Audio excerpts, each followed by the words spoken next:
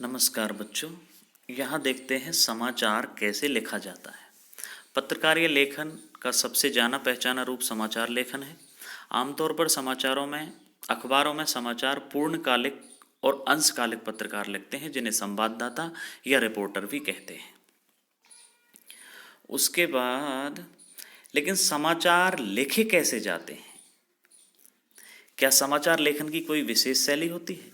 इस प्रश्न का उत्तर जानने के लिए जरूरी है कि अपनी पसंद के किसी भी अखबार में छपने वाली खबरों को ध्यान से पढ़िए। आपको ऐसा लगता है उसमें छपी अधिकांश खबरें एक खास शैली में लिखी गई हैं। आपने बिल्कुल ठीक पहचाना। अखबारों में प्रकाशित अधिकांश समाचार एक खास शैली में लिखे जाते हैं। इन समाचारों में किसी घटना, समस्या या विचार के सबसे महत्वपूर्ण तथ्य, सूचना या जानकारी को सबसे पहले पैराग्राफ में लिखा जाता है। उसके बाद के पैराग्राफ में उससे कम महत्वपूर्ण सूचना या तथ्य की जानकारी दी गई है। यह प्रक्रिया तब तक जारी रहती है तब तक समाचार खत्म नहीं हो जाता। अब आप देख रहे होंगे यहाँ पर जो ये दी हुई है, ये शैली है, ये सीधा पिरामिड है, ऐसे बनी हुई है, ऐसे ये सीधा पिरामिड है। और इस सीधे पिरामिड में आप देख रहे हैं कि पिरामिड का जो छोर है वो ऊपर की तरफ है। उसके नीचे दिया हुआ है उल्टा पिरामिड, समाचार लेखन की शैली। सीधा पिरामिड जो शैली है वो कथात्मक लेखन, अर्थात कहानी, नाटक, उपन्यास, ऐसा कथात्मक लेखन जब हम करते हैं तब उस शैली को अपनाते हैं, सीधा पिरामिड शैली को। और जब समाचार लेखन पर बात आती है तो उल्टा पिरामिड शैली को अपनाते हैं। देखिए, उल्टा पिरामिड शैली में सबसे ऊपर इंट्रो या मुखड़ा आता है, उसके बाद बॉडी आती है, उसके बाद समापन आता है। उल्टा पिरामिड में समाचार का ढांचा। पिछले अध्याय में हमने समाचार लेखन की इस शैली के बारे में बताया। जैसा कि आपको पता है, इसे समाचार लेखन की उल्टा पिरामिड, इन्वर्टेड पिरामिड स्टाइल के नाम से जाना जाता है। यह समाचार लेखन की सबसे लोकप्रिय, उपयोगी और बुनियादी शैली है। यह शैली कहानी या कथा लेखन की शैली के ठीक उल्टी है, जिसमें क्लाइमैक्स बिल्कुल आखिर में आता है। इससे उल्टा पिरामिड इसलिए कहा जाता है क्योंकि इसमें सबसे महत्वपूर्ण तथ्य या सूचना यानी क्लाइमैक्स पिरामिड के सबसे निचले हिस्से में नहीं होता, बल्कि इस शैली में पिरामिड को उलट दिया जाता है। अब देखते हैं इस शैली की शुरुआत कब हुई। हालांकि इस शैली का प्रयोग 19वीं सदी के मध्य से ही शुरू हो गया था, लेकिन इसका विकास अमेरिका में गृह युद्ध के दौरान हुआ। उस समय संवाददाताओं को अपनी खबरें टेलीग्राफ संदेशों के जरिए भेजनी पड़ती थी, जिसकी सेवाएं महंगी, अनियमित और दुर्लभ थी। कई बार तकनीकी कारणों से सेवा ठप हो जाती थी, इसलिए संवाददाताओं को किसी घटना की खबर कहानी की तरह विस्तार से लिखने के बजाय संक्षेप में देनी होती थी। इस तरह उल्टा पिरामिड शैली का विकास हुआ और धीरे धीरे लेखन और संपादन की सुविधा के कारण यह शैली समाचार लेखन की मानक मीन्स स्टैंडर्ड शैली बन गई। देखिए, समाचार लेखन और 6 ककार। किसी समाचार को लिखते हुए मुख्यतः 6 सवालों का जवाब देने की कोशिश की जाती है। क्या हुआ, किसके साथ हुआ, कहाँ हुआ, कब हुआ, कैसे और क्यों हुआ। इस क्या, किसके, कहाँ, कब, क्यों, कैसे को 6 ककारों के रूप में भी जाना जाता है। किसी घटना, समस्या या विचार को संबंधित खबर लिखते हुए इन 6 ककारों को ही ध्यान में रखा जाता है। समाचार के मुखड़े, इंट्रो यानी पहले पैराग्राफ या शुरुआती 2-3 पंक्तियों में आमतौर पर 3 या 4 ककारों को आधार बनाकर खबर लिखी जाती है। ये 4 ककार हैं: क्या, कौन, कब और कहाँ।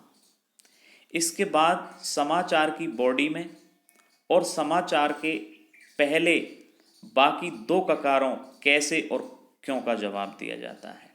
इस तरह 6 ककारों के आधार पर समाचार तैयार होता है। इनमें से पहले चार ककार क्या, कौन, कब और कहाँ सूचनात्मक और तथ्यों पर आधारित होते हैं, जबकि बाकी दो ककारों कैसे और क्यों में विवरणात्मक, व्याख्यात्मक और विश्लेषणात्मक पहलू पर जोर दिया जाता है। आप देख रहे हैं क्या, कौन, कहाँ, कब, क्यों, कैसे, ये जो ककार लिखे हुए हैं इसमें पहले जो चार ककार हैं क्या, कौन, कहाँ, कब, ये शुरुआत में इनके जवाब देने होते हैं और क्यों और कैसे का जवाब है जो बाद में देना होता है। देखते हैं।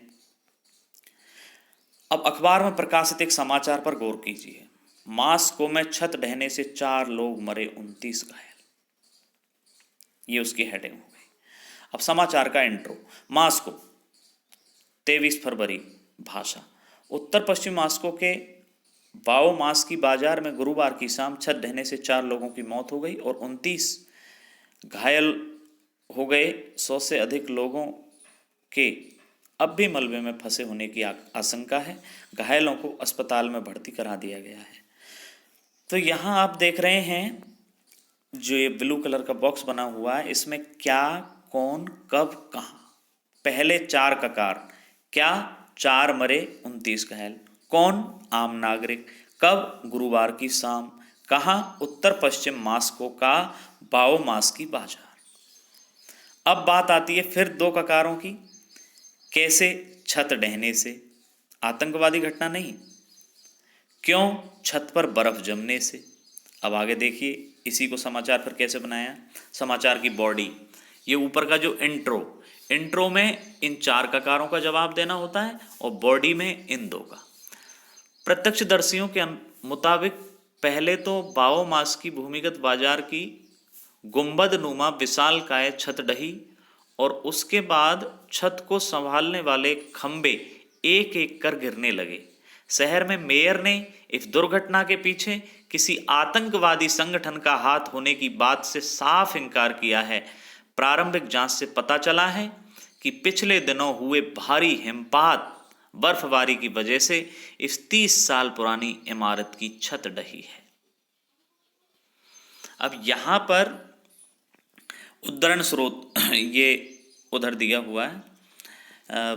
आपात मामलों के मंत्री सर्गेई शोइगु ने बताया कि मलबे के नीचे अभी कई लोग जिंदा हैं, वे रो रहे हैं, चिल्ला रहे हैं और किसी भी तरह अपने जीवित होने के संकेत बाहर भेजने की कोशिश कर रहे हैं। मोबाइल ऑपरेटरों ने भी मलबे से 100 से अधिक मोबाइल संदेश मिलने की पुष्टि की है। माना जा रहा है कि छत गिरने का मुख्य कारण इस पूरी इमारत का डिजाइन भी है।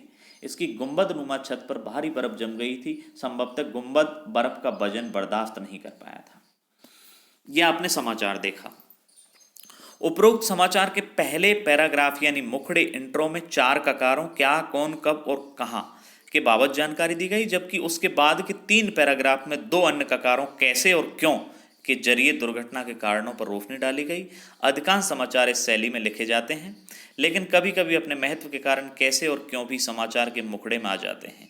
एक और बात याद रखने की कि समाचार में सूचना के स्रोत यानी जिससे जानकारी मिली है उसको भी अवश्य उद्धृत करना चाहिए। जैसे उपरोक्त समाचार में प्रत्यक्षदर्शियों और आपात मामलों के मंत्री को उद्धृत किया है। तो दोस्तों आज के लिए बस इतना ही। धन्यवाद। अब इसी से संबंधित एक गूगल फॉर्म भेजा जाएगा आपको और उसमें आप प्रश्नों के उत्तर चयन करेंगे।